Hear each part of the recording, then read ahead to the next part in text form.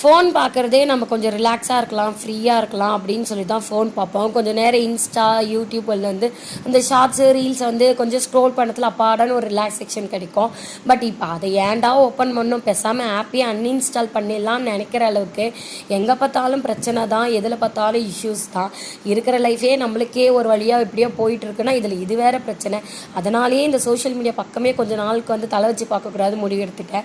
இன்றைக்கி லஞ்சுக்கு பார்த்தீங்கன்னா ஒயிட் ரைஸ், மஞ்சள் பூசணிக்காய், சின்ன வெங்காயம் போட்டு அரைச்சி விட்ட சாம்பார், வெண்டைக்காய் ஃப்ரை பண்ணிவிட்டு கொஞ்சமாக வெள்ளை கருப்பு கல்லை போட்டு சுண்டல் பண்ணி அமிதேஷ்க்கு ஹஸ்பண்டுக்கு ஸ்நாக்ஸாக கொடுத்துட்டு, காலையில் லெமன் ஜூஸ் வந்து சப்ஜா சீட் போட்டு வித்தவுட் சுகர் வித்தவுட் ஐஸ் வந்து எந்த ஜூஸ் இருந்தாலும் அப்படியே எடுத்துக்கோங்க, அதுதான் வந்து ஹெல்த்தியாக இருக்கும்.